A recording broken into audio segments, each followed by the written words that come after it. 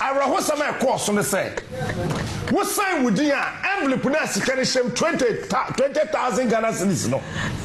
Ye envelope na no ye yimu we say 20,000. Ni asade ya shem no wa sign. Pia Ghana say for mo ya mamwefo. Who could track Kempinski in less than 3 hours, 4 hours, or whatever hours you spent? Ni about 20,000, 200 million. I am saying it. Me see me person presenters our Ghana ha mu koyi na person obi ani nya asem. And I am ready for you and your stupidity and your nonsense and your corrupt attitude. Wo kwado wa kwaji 20,000, 200 million. Me am fi half work and when ma wo Mampeni abedi Dr. Mahamadu Bawumia ekohia central for edeni timopo nnen so ade hunu etwo banyim ne nia obedi omanga na so president ana mampeni na obeye ede amaye na san hyemude na ekoso do na ye bra peni captain smart ababonten e kire se ye mampeni hyemude no ne central for ni hyemu no otua bribe e ma wo mu a captain say oh evidence e kire se omobia 20k no kire se 200 million e no de ma en central for a ekoko hyiemu e wo mampeni hyiemu no ase o kire se ono ane krofo kro no mu eye adwuma na se media journal fo no mo ho no plan omo mo ko woni nyina ejib na so otuo challenge kra ka se wopa frɛ no shows na evidence kita no on famra emetro aha eye tuma GA subscribe my page we se wonya ya na afi wa mi adoma no se na be ya upload bia on sa ebetimi aka pastor tell me here other way yeah wo say wo di G sikari na no list no because we dey bin twa no enu asem me hwe no wo Bawumia ne page enti am so omo wiye ye no omo ba yi ye friends miracle bomb pa ye wiye ya Bawumia chechia no omo refuse dey omo so mo a mo ba eri na mo nko table no mo nko sign na mo nko bia nko je listen you see listen Mafia, I some course on the say. What sign would you envelope na sikani shem 20,000 Ghana cedis no? Ye envelope na no ye yimu we say 20,000. Ni asade ya shem no wa sign. Pia Ghana central for mo ya mamwefo. And you see, anytime you have a corrupt society, and one institution pe ne betimi akele corruption in our society, that is broadcasting and journalism. Who could track Kempinski in less than 3 hours, 4 hours, or whatever hours you spent? Ni about 20,000, 200 million. I am saying it. Me see me person presenters our Ghana ha mu koyi na person obi ani nya asem. And I am ready for you and your stupidity and your nonsense and your corrupt attitude. What 20,000, 200 million. Me am fi half work and when ma wo. What sign ni ati envelope na no ni ye 20,000, 200 cedis kokono achrew ni asan cash no wa sign. You guys, what is wrong with your head? But me nya no na mbeka wo. We dey fam tawo mam, famam. Oh. Me nya no na mbeka ne. Ene ya number 1, number 2. Me call press briefing by a politician. No nkasa na me mom instam. If you're a broadcaster or if you're a journalist, why nipa ne se brana maybe some question. But we are then also person who shares and trophy for Ghana. What's the send email? Na ya apply. So person who baby ya. Who be say by my question employment, aduma. Nonsense. Tro na fabra. Na engine tum say baby say question. It's me. Media who kwara remember they tell me ka ho. Serial. Serial. And I make if saying Johnny Hughes, Roland Walker, Alfredo Kansi, Kemini, Kempinski boy. Okay. Maybe sir. Me sure Bella ne. Yeah, you be with I you know no share that. I say never Bella no that be no.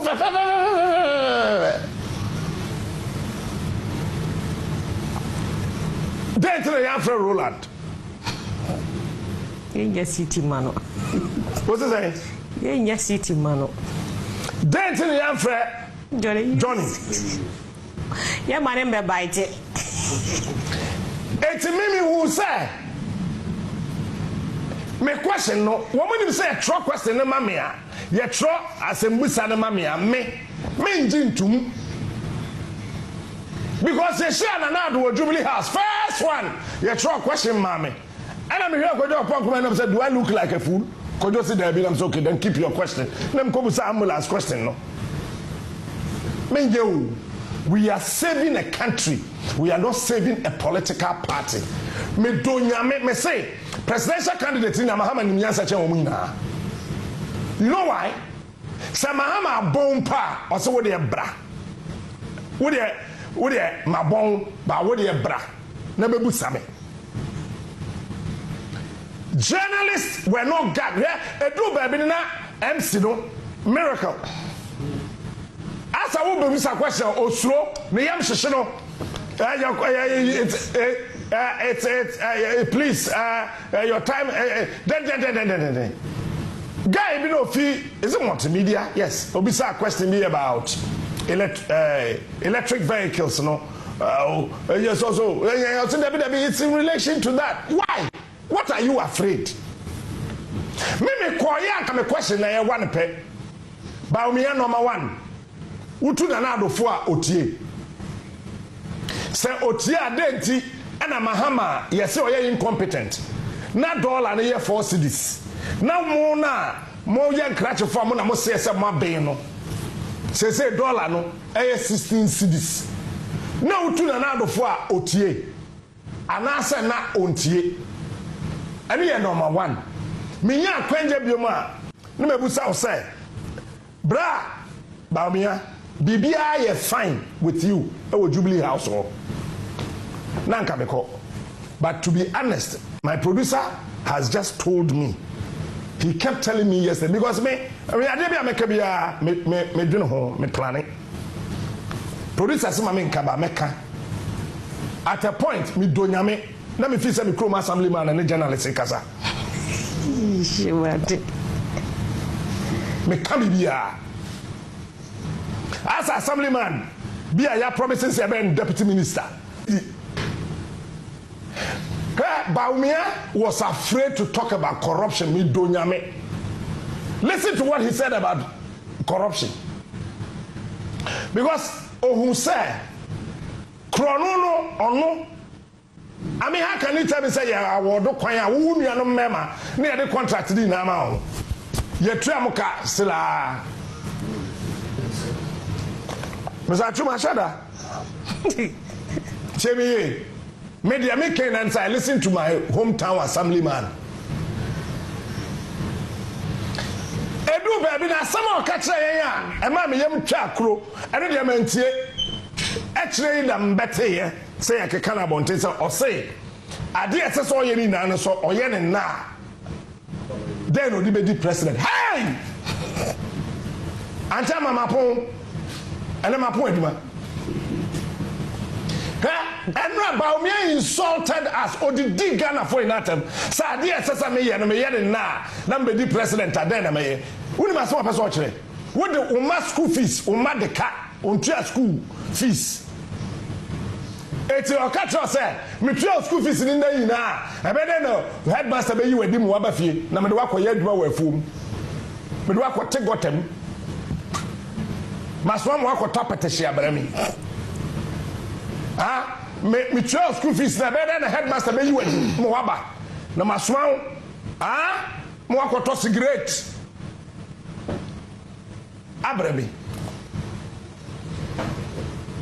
but enya mo fault 20,000 no mo fanji boni and you see my cat was happy before ni microphone manners where and crash for our party no o ma po party no years back na ye kasa MPP won crash fa wo munim nyansa ye wo crash ni a wagimi ye wo crash ni a oni atwen ye wo crash ni a naturally wa bodam ene ye wo crash ni a onim nyansa crash ni a o wa adwen because mpani be ka to say enwoma empare kwasea tabo video no na fe mi yan kan kasa mpapa nti ambae we there me ma who say 200 million and obi akwaje ye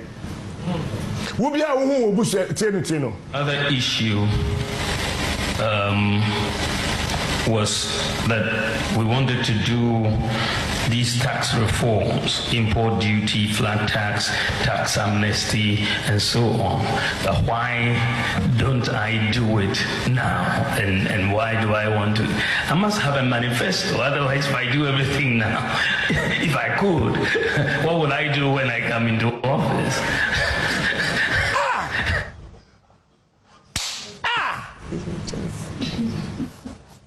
Bawumia, when me aye, Kofi.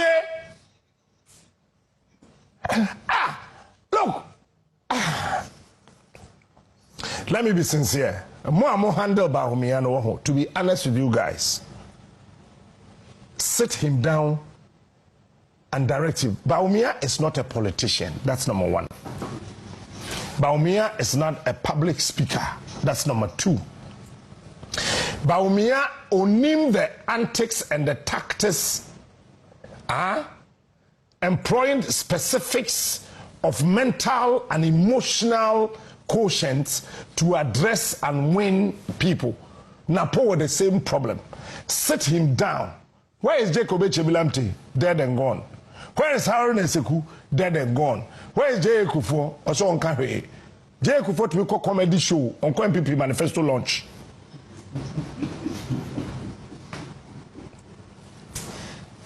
Jay Kufo, Messi, or comedy show on MPP manifesto. Anche,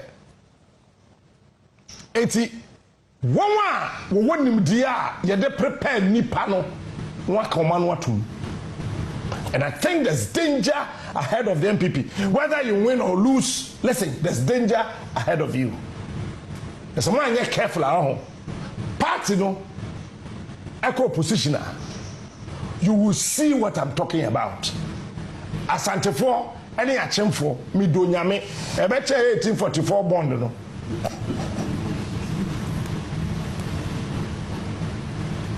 Action for be kasa o ma wi asika nti o mo osika. Asante for so be kasa ye ne do so nti ye age. You will see the power of money and wisdom fighting. Where would you go?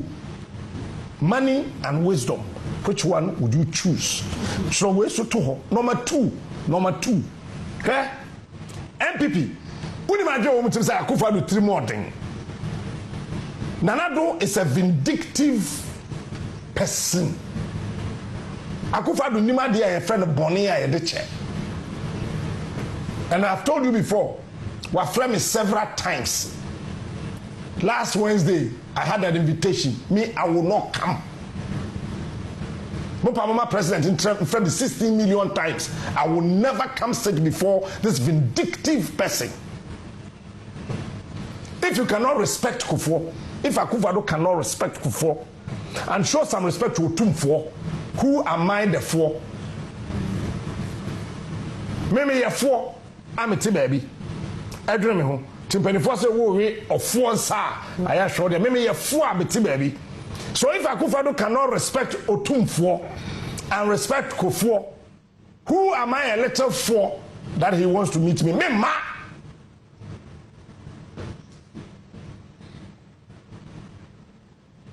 Me ma. And a politician be any problem bet me foko. Because I saved Akufo's life twice. Prepare Assembly Hall number 1. Also number 2. Bisano.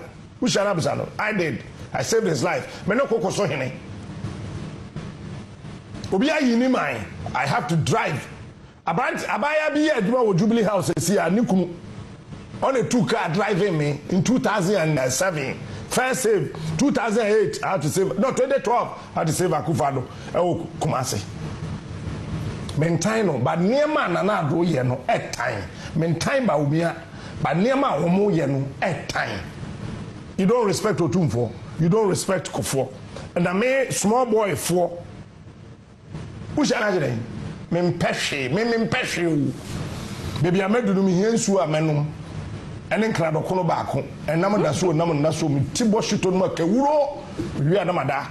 Yama Penny Abedia, Dr. Mahamadou Bawumia, and I ancient for a Kukushia, or didn't see more poor and the Nissadino at so woman him. Emma is a Trofonia, Quina, a bisano questions are a chill Magana, a questions of Besso Umu, at the Fabe Bia, or Mufri at the air bano. Now, Sans in Shemuya a corsey, and a Captain Smart, sending name, no, a barbon saying, Ebeka say, in Shemu, dear night, mapping every day tree, Mahamadou Bawumia, and in such of on Ecoshiano, or more Obia 20K, at the Sheno, and Sana, and Sir Joffono, a babedy a shemo, and Quasam or say, or evidence a cry at Chelsea car, any wabako table, no so okwa sign, okwa sign, no what you see now the qua evidence nina, ya Captain Smart, Chelsea Ekitana, and intercession within a man penny that every day tree.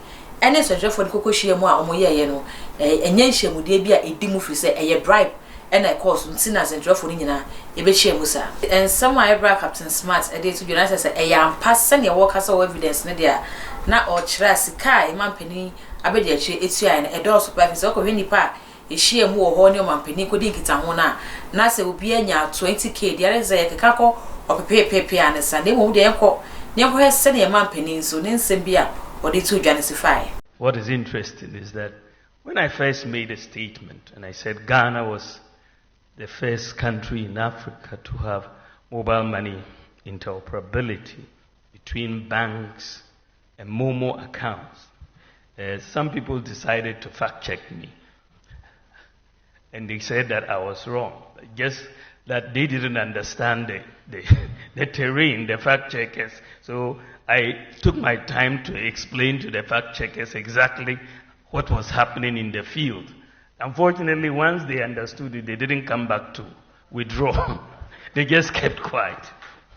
You know, today, when chalk was a problem, remember, chalk in our schools under the former president, when it was a problem, today we have acquired tablets to give to the students. Every senior high school student is getting a tablet that we are having. So I'm just putting some of these points together. You know, Agenda 111, so far we've built 47 hospitals, 428 CHIPS compounds, 230 health centers. I mean, that is massive. That's excluding Agenda 111.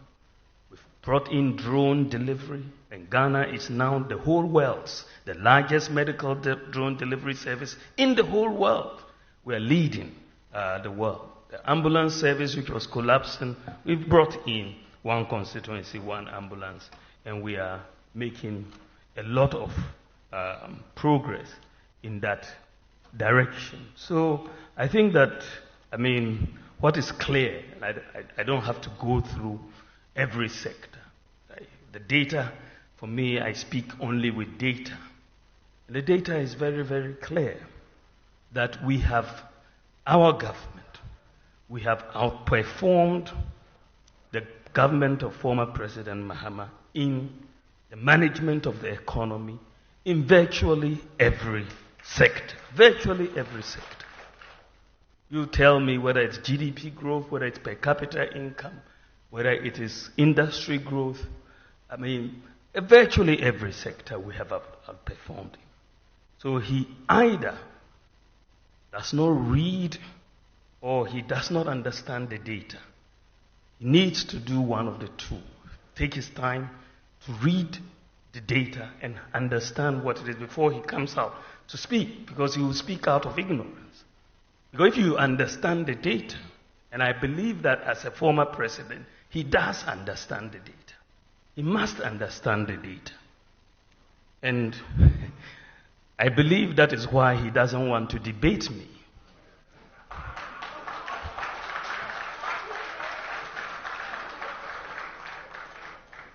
I believe so. That is why he doesn't want to debate me. He's running away from that. Some I man penya be the tree, and the cocoa to join and share.